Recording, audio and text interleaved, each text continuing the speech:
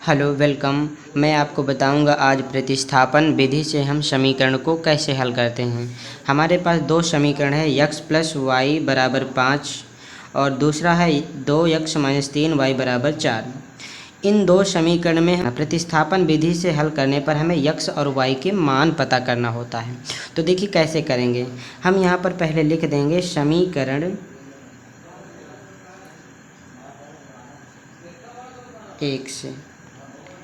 अब समीकरण 1 से हमें क्या करना है। देखिए जो दो समीकरण हमें दिए गए हैं उन दो समीकरण में से किसी एक समीकरण से x का या y का मान निकाल के हम दूसरे समीकरण में रख देंगे।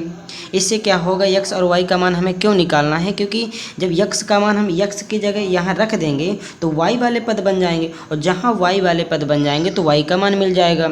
और अगर y का मान मिल गए तो y का मान हम किसी एक समीकरण में रखेंगे तो x का मान हमें मिल जाएगा। तो सबसे पहले हम करेंगे समीकरण 1 से। समीकरण 1 लिख दीजिए, x प्लस वाई बराबर 5। अब यहाँ से हमें क्या करना है, x का मान निकाल लेना। चाहो तो y का मान निकाल लो, तो हम यहाँ से x का मान निकाल लेते तो x इधर रखेंगे, y उधर पक्षांतर कर देंगे तो हो जाएगा x बराबर 5 और ये प्लस का जो y है उधर जाएगा तो माइनस का y हो जाएगा। ये हमारा बन गया समीकरण 3।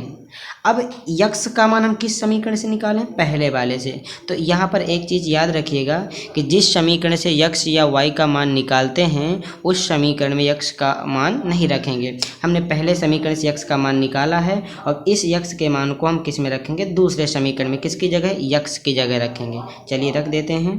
तो यहाँ लिखेंगे x का मान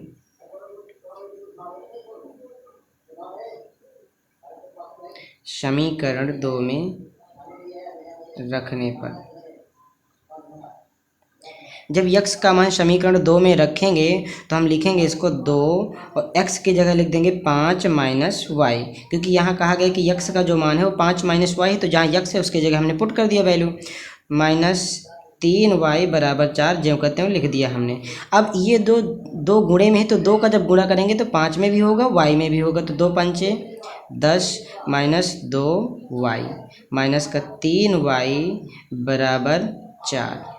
अब यहाँ से थोड़ा सा देखिएगा, ये 10 को हम उधर पक्षांतर कर देंगे और ये 2y माइनस का 3y जुड़ जाएंगे तो माइनस का 2y और माइनस का 3y आ जाएंगे, माइनस का 5y बराबर 4। और ये 10 प्लस का इधर आएगा माइनस का हो जाएगा तो माइनस का 5y बराबर आ जाएगा माइनस का 6। यहाँ से माइनस का माइनस काटेंगे तो हो जाएगा y बराबर 6 और ये 5 बटे में चला जाएगा तो y का मान आ जाएगा 6/5। अब हमने y का तो मान निकाल लिया, अब हमें x का मान निकालना है। तो अब क्या करेंगे, y का मान हम किस समीकरण में रख देंगे, यहाँ 3 में रखेंगे। तो y की जगह जब रखेंगे मान तो हमें x का मान मिल जाएगा। तो यहाँ लिखेंगे y का मान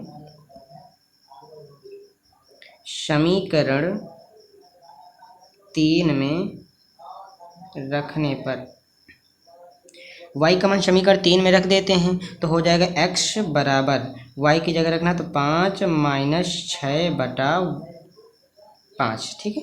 हाँ, अब यहाँ पर बटे में 1 लगा के एलसीएम ले लेंगे तो x बराबर आ जाएगा, एलसीएम 5 आ जाएगा, 13 गुणा करोगे तो 5 × 25, 1 का 6 से करेंगे तो माइनस का 6 आ जाएगा। x बराबर आ जाएगा 19/5। इस तरह से हम प्रतिस्थापन विधि से x और y के मान निकाल सकते हैं। थोड़ा सा बस ये ध्यान देना है कि दो समीकरण हमें जो दिए जाएंगे उन दो समीकरण में से एक समीकरण से x और y के मान निकाल लेना है और जैसे x और y के मान निकल आते हैं तो हमें उसको उस समीकरण में रखना है जिससे हमने x और y के मान नहीं निकाले हैं। तो ये ध्यान दीजिएगा कि प्रतिस्थापन विधि से केवल हमें x और y के मान निकालना है। तो हमें y का मान मिल गया 6/5 और x का मान मिल गया 19/5। इस तरह से हम प्रतिस्थापन विधि से हल कर सकते हैं।